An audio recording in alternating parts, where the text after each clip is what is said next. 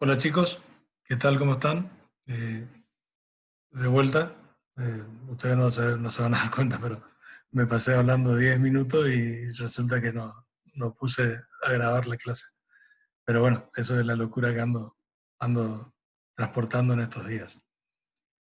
Chicos, primero, antes de empezar la clase, quiero pedirle disculpas porque no estoy cumpliendo con todos los objetivos que designaron del área de psicopedagogía de la institución.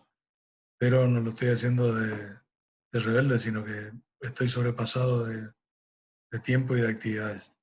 Ustedes saben que yo trabajo en el laboratorio central y que el laboratorio central es el único centro que analiza las PCR de COVID en toda la provincia.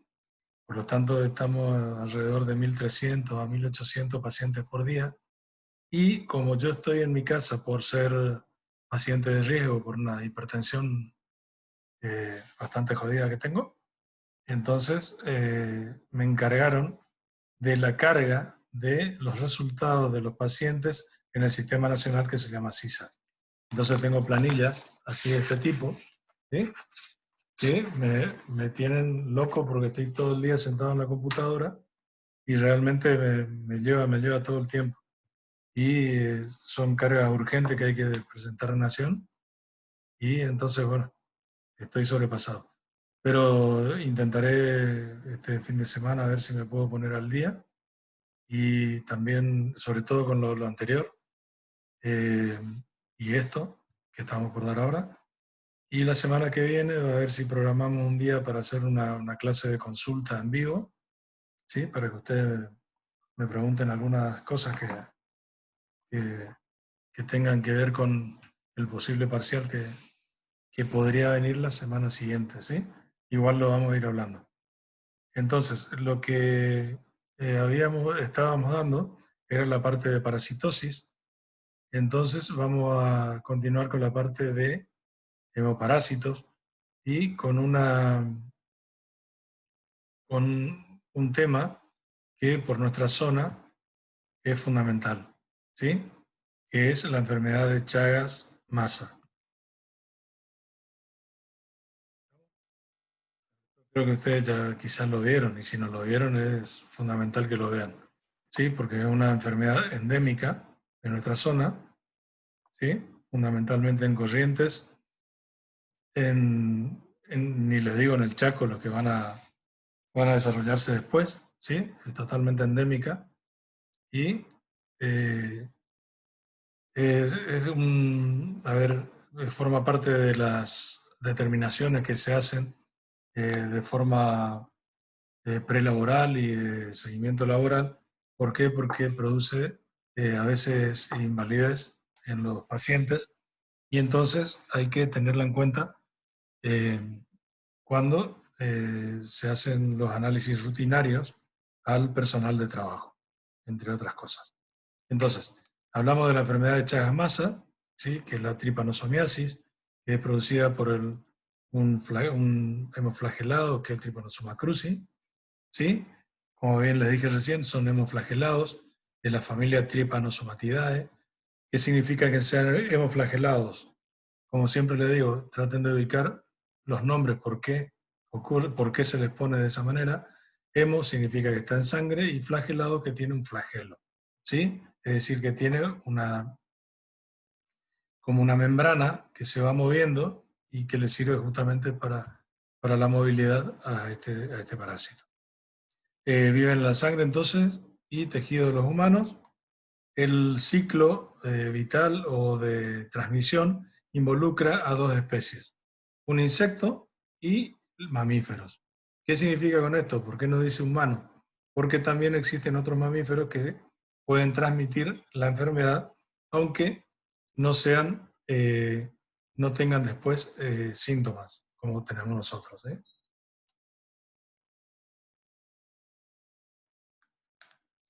Hoy hace calor, así que ven el tereré. Entonces, chicos, fíjense, esto es lo que estábamos viendo. Son hemoflagelados, por lo tanto tienen un cuerpo, ¿sí? Un núcleo, y tiene una membranita ondulante que se llama flagelo. ¿Estamos? Esa es la forma en que se los ve entre los glóbulos rojos. Entonces, Lo que le decía, tiene un solo flagelo, tiene un núcleo, un cinetoplasto, que es donde se origina el flagelo, e incluye los siguientes géneros: Pentomona, Critidia, Herpetomona, Leishmania, Phytomona y el que nos convoca hoy, que es el Trypanosoma. ¿Sí? Entonces, las principales especies son la tripanosomiasis, las causantes de la tripanosomiasis africana, que era que habíamos visto que transmitía la mosca CC, ¿sí? Y fundamentalmente el Brucei rhodesiense, aunque también se ha visto el gambiense.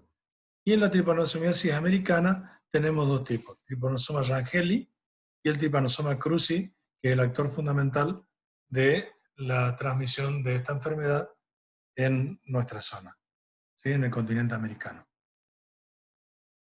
La morfología lo podemos encontrar de varias formas. Una, como tripomastigote metacíclico o epimastigote, como amastigote, como tripomastigote o tripanosoma. Iremos viendo cada uno. Entonces, el metacíclico, ¿sí?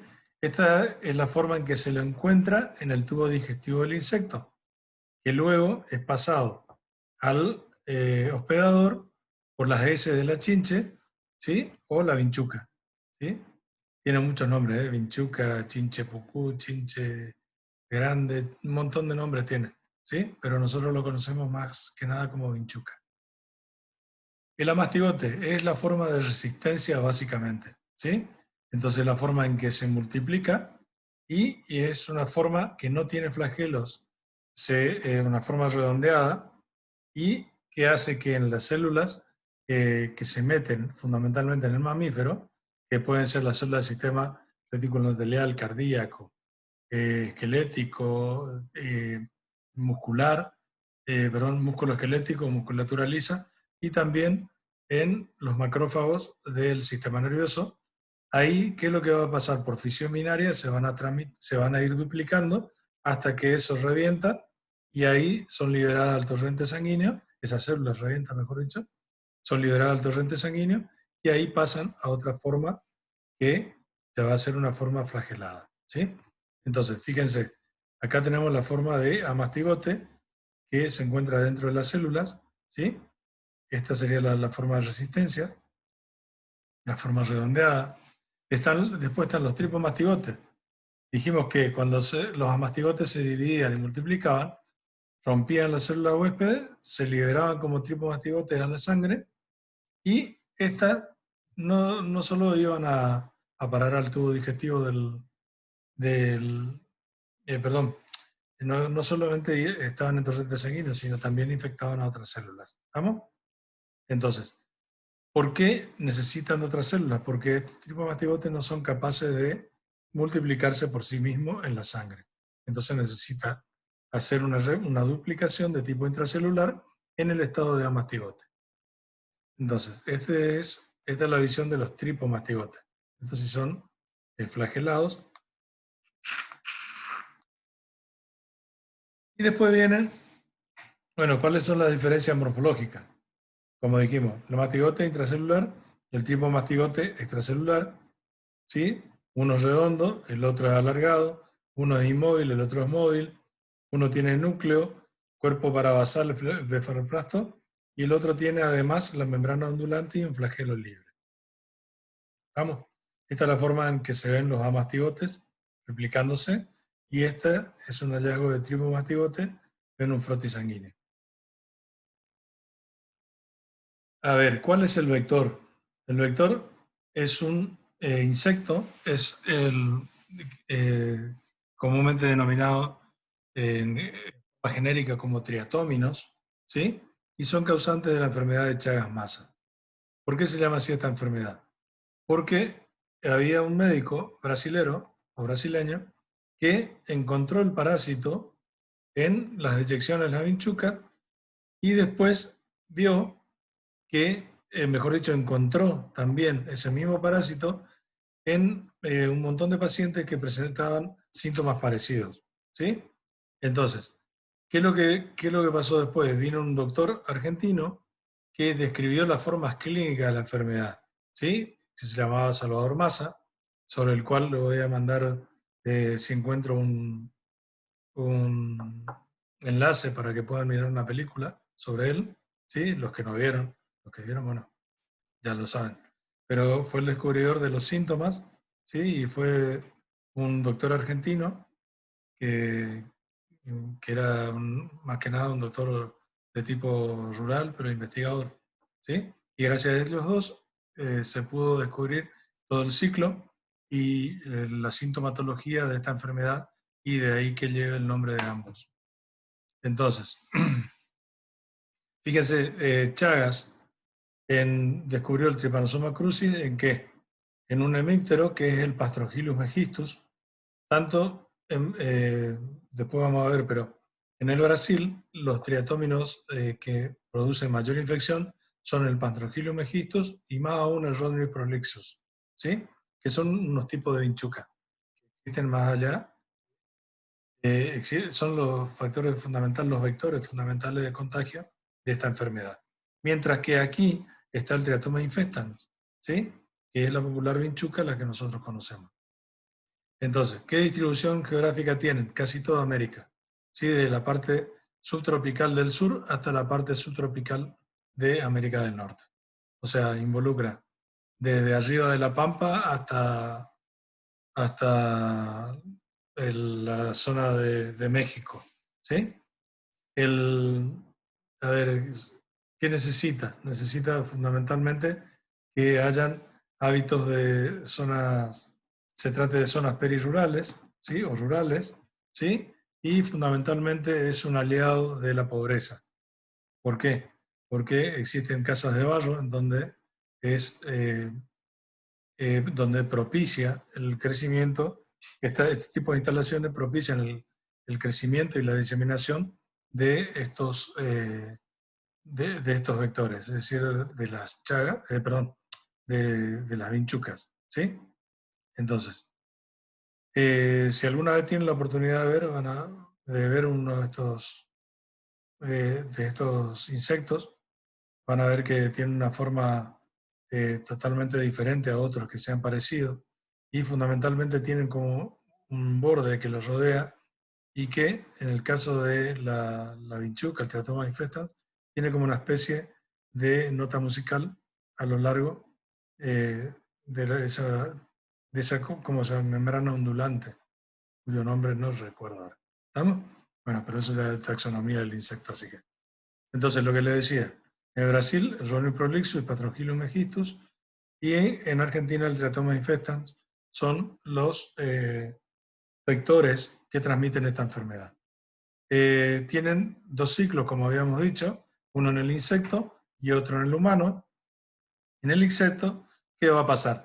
El insecto va a picar al individuo, va a tomar sangre en forma de tripomastigote, ¿sí? Va a pasar al estado de epimastigote en el interior de este vector, de este insecto, se va a multiplicar, ¿sí? Y de ahí va a pasar a las heces en forma de tripomastigote metacíclico, que es depositada por esa vinchuca infectada en otro individuo. Cuando pica, se rasca y ahí ingresan los tripomatigotes metacíclicos, ¿sí? Esto, ¿qué van a hacer? Van a iniciar un ciclo en el humano, de tal manera que este tripomatigote metacíclico va a ingresar a las células que habíamos hablado recién, se va a dividir por fisión binaria y en estado de amastigote, y luego será transportado por eh, bueno, acá se hace un hemiciclo, ¿sí? Es decir, un ciclo más pequeño. ¿Por qué? Porque parte podrá ser transportado por sangre, ¿sí? Y será luego captado o picado o chupado, mejor dicho, por otro triatoma, o parte de esos tripomatigotes van a volver a ingresar a otras células y van a replicar el ciclo en forma de amastigote, liberando mucho más al torrente sanguíneo, ¿sí? Entonces, esto es lo que recién le estuve diciendo. Eh, existe además, esa es la transmisión vertical, ¿sí? Existe también transmisión horizontal, eh, es decir, por vía congénita, ¿sí? por transfusiones sanguíneas, por trasplante de órganos, por manipulación de material infectado, como sangre, heces, orina, y también animales que tengan tripomastigote, ¿sí? ¿Y cuál es la patogénesis que tienen estos parásitos? Consiste esencialmente en, en destruir las células del sistema retículo endotelial y otros tejidos con particular predilección por las células de origen mesenquimatoso, en especial las adiposas, pero acá donde viene el mayor problema, las miocárdicas, retículos endoteliales y neurogliales. Entonces, ¿qué síntomas tienen? Generalmente producen lo que se conoce como chagoma, ¿sí? O signo de Romaña-Massa, que es un edema de tipo palpebral, ¿sí? Que se produce por una infiltración de polimorfos nucleares, monocitos, linfocitos, una edematización de la zona en donde picó la vinchuca, pero esto no quiere decir que sea el único sitio por donde puede ingresar, ¿sí? Cuando esto se produce, aparece el chagoma, es típico de esta enfermedad, pero puede que aparezca lo que se conoce como linfochagoma, algunos lo dicen así, que en alguna parte del cuerpo se produce también esa infiltración, que es donde picó el parásito. Perdón. Entonces, la sintomatología es tan variada como las lesiones que produce y tienen varias fases. Una fase aguda, una subaguda, una latente y una crónica. Entonces, la fase aguda, ¿qué es lo que va a pasar? Generalmente pican niños, o también en adultos, en cualquiera, ¿sí? El signo que les había dicho recién, signo de Romaña-Massa, suele durar aproximadamente 15 días y luego desaparece. ¿Estamos? Es unilateral, eso tiene que saber, de párpado, o sea, no, que se hinche, se va a hinchar donde picó, pero no quiere decir que los dos párpados van a estar inflamados. Este es el signo Romaña-Massa, ¿sí? Fíjense el edema que se forma en la zona donde pica, ¿sí? Ahí tienen. Eso es la fase aguda, lo que le había dicho, el chagoma o el lipochagoma, ¿sí? Estos son los lipochagomas, que vendrían a ser como un signo de Romaña-Massa, pero en cualquier parte del cuerpo, de la piel, ¿sí? Mientras no sea la del ojo. También va acompañado este signo, cuando aparece, de una fiebre que luego cesa, ¿sí? Micro y macro poliadenopatías, es decir, los ganglios se inflaman, ¿sí? Y otras afectaciones que son más raras de encontrar. Las manifestaciones cardíacas se pueden producir, ¿por qué? Porque se introducen las células cardíacas y produce taquicardia, debilidad, dolor torácico, arritmia, un montón de cosas, que después a los 15, 20 años pueden transformarse en una cardiomegalia, es decir, un agrandamiento exagerado del corazón y pérdida de su función. La fase subaguda se caracteriza ¿por qué? Por la taquicardia que habíamos dicho, aumento de una esplenomegalia, ¿sí? Hepatoesplenomegalia, que es de tamaño aumento de tamaño de hígado y vaso, y una linfadenopatía generalizada. Luego viene una fase latente, ¿sí? Que esta fase de latencia es la que dura muchos años y al cabo del cual aparecen los síntomas finales de la enfermedad, ¿sí? Que son dentro de esta fase es donde nosotros, como agentes de salud, tenemos un papel fundamental. Porque si diagnosticamos a tiempo, podemos evitar que ese individuo termine con esa patología que luego indudablemente lo va a llevar a la muerte. Que puede ser un megacardio, o sea, corazón agrandado, megacolon, megaesófago, ¿sí? En eso está. Entonces, la fase crónica se traduce básicamente por dos formas. Una forma cardíaca, que es la miocardiopatía chagásica, y una forma digestiva crónica. ¿Estamos? Afecta lógicamente a los adultos, porque transcurre 15 a 20 años, ¿sí? Y lógicamente tiene que para que acuse a los 15 años o 20, tiene que haber sido picado ni bien nació el individuo. Ahora, en la forma cardíaca, ¿cuáles son las alteraciones fundamentales? La miocarditis, ¿sí? El del músculo del corazón, y la cardiomegalia. No vamos a entrar en detalle de esto, pero básicamente es el agrandamiento del corazón. Entonces, ¿qué pasa? Pierde la función y se produce una muerte súbita por fibrilación. Fibrilación es cuando deja de tener un movimiento acompasado y entonces entra en fallo del corazón y ahí se produce la fibrilación, la ruptura de la fibra. ¿Vamos? Estas son radiografías de megacardios. Fíjense el volumen que tiene este corazón, ¿sí? Cuando tendría que ser una cosa así, ¿sí? Del tamaño del puño más o menos de cada uno, un poco más grande. Después también tenemos megaesófago y megacolon. El megaesófago, ¿qué es lo que va a producir? Va a producir disfagia, dolor epigástrico, regurgitaciones fundamentalmente, ¿sí? Y también podemos tener el megacolon, que el principal síntoma del megacolon es el estreñimiento y la producción de fecalomas, es decir, un aumento de materia fecal, ¿sí? Que se produce en un área donde no hay un tránsito intestinal, no hay tonicidad de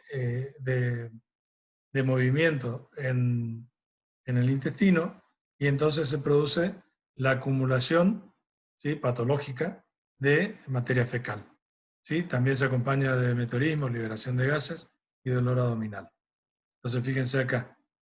Esto que se ve acá sería básicamente la forma del corazón, y esto es todo megaesófago. Cuando tendría que ser un tubo, solamente tenemos el agrandamiento en este caso. En el caso del megacolon, fíjense, esto debería ser la imagen de un colon. Y fíjense cómo está acá, de agrandado. Por eso se llama todo mega, ¿no? Después, esta otra forma digestiva, de autopsia. ¿Sí? Fíjense que hay un agrandamiento también del colon. Lo que les decía, hay una transmisión también desde la embarazada al hijo, de transmisión placentaria. Casi siempre nacen asintomáticos, ¿sí? Pero pueden presentar malformaciones. Fundamentalmente bajo peso al nacer, hepatosplenomegalia, ictericia, trombocitopenia, etc. ¿Sí? También puede transmitirse por transfusión sanguínea o trasplante de órganos, por lo tanto hay que tener en cuenta esto. ¿Sí? Y es una de las determinaciones que se hacen en la sangre de los donantes. ¿Qué tipo de diagnósticos podemos abarcar nosotros con respecto a la enfermedad de Chagas? Vamos a tener que dividir a las determinaciones que podemos realizar, algunas en la etapa aguda y otras en la etapa crónica y también de latencia, ¿no? Entonces, en la etapa aguda, ¿qué significa? ¿Qué nos sirve en la etapa aguda? Básicamente, encontrar el agente causal. Por lo tanto, si estamos en zonas endémicas y tenemos una clínica sospechosa, alguien que viene con un signo de Romaña masa o un lipochagoma, ¿qué es lo que vamos a hacer? Vamos a hacer una tinción hematológica que fundamentalmente puede hacerse con la gota gruesa, ¿sí? Entonces se toman varias gotas de sangre, ¿sí? ¿Y qué se hace después? Se hace un extendido con esa gota gruesa, y entonces ahí se trata de ver la presencia de los tripomastigotes. ¿Por qué se hace de varias gotas? Porque aumenta la probabilidad de ser encontrada. También se puede hacer un método Stroke, o sea, un examen de sangre tras centrifugación, y también aspirado, biopsia, etc. ¿Estamos? La visión directa del tripomastigote es causa de diagnóstico o de aseveración de diagnóstico de esa enfermedad para el signo que presentaba el individuo. ¿Sí? Así es como se ven los tripomastigotes, ¿sí? En un frotis sanguíneo. Ahí está, mucho mejor. más aumento. Y en el caso de la etapa crónica, ¿sí? ¿Qué podemos hacer? Podemos hacer métodos indirectos. ¿Por qué? Porque ese parásito, una vez que ingresó al torrente sanguíneo, ingresó a las células, es identificado como extraño, por lo tanto, el sistema inmune va a empezar a producir anticuerpos que van a ser específicos para los antígenos de ese tripanosoma.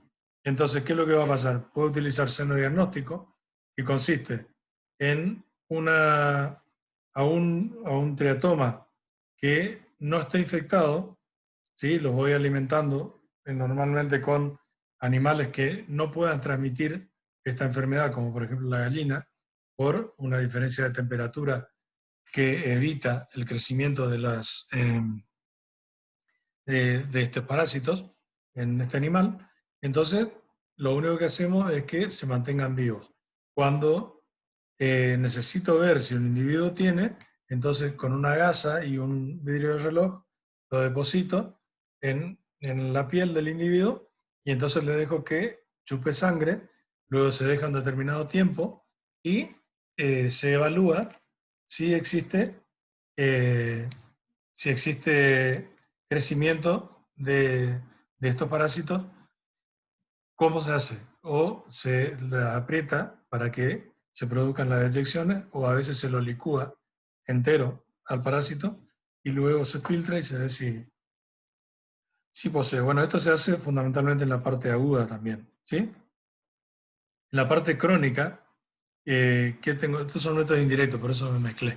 Entonces, vamos de nuevo. Los métodos indirectos tenemos uno para la parte aguda, que es el senodiagnóstico, que prácticamente no se utiliza, antes se utilizaba más.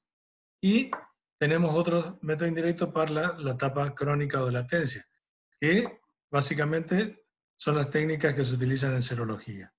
Entonces tenemos ELISA, que se utiliza rutinariamente, hemaglutinación indirecta, también se utiliza rutinariamente, y si queremos confirmar, utilizamos la inmunofluorescencia. ¿Estamos? Entonces, a ver, ¿qué otra cosa más que sea de importancia acá? Bueno, yo creo que esto es lo más importante que podemos ver, ¿sí? En la parte que habíamos visto de técnicas indirectas, ¿sí? Por ejemplo, tenemos, a ver, permítanme, acá. En estas técnicas, ustedes recuerdan cómo era la hemaglutinación, cómo era el ELISA, se acuerdan que cambiaban solamente el tipo de soporte, ¿sí? Que estaban unidos a un glóbulo rojo en el caso de la hemaglutinación. En el caso de la ELISA, que están adheridas a las paredes de la microplaqueta, ¿sí? De la hendidura que tiene, que forma como una cubeta, ¿sí? Y si queríamos confirmar, nos íbamos a la inmunofluorescencia, en donde teníamos un extendido que tenía directamente pegada parte del parásito, ¿sí? En este caso del tripanosoma. Por lo tanto, ¿qué es lo que hacíamos? Le agregábamos el suero del paciente y luego lo mirábamos en microscopio de campo oscuro y entonces ahí veíamos si daba positivo el JAI o el ELISA y se confirmaba con la imagen del IFI, estábamos en presencia de alguien que está teniendo anticuerpos contra para la enfermedad de Chagas. ¿Estamos? Estas filminas que ustedes ven acá que están ocultas, ustedes la pueden ver después cuando les mande el PowerPoint, ¿sí? Básicamente consiste en el tratamiento, que es algo que a nosotros no nos interesa. Bueno, chicos, creo que hasta acá llegamos con este tema, ¿sí? Como les había dicho, voy a tratar de subirles las actividades que faltan, ¿sí? Y iremos viendo durante la semana que viene algún horario que les quede cómodo para hacer la clase de consulta o ver algún tema. ¿Sí? Bueno, gente, buen fin de semana y les reitero mi pedido de disculpas. ¿Sí? Bueno, muchas gracias. Abrazos.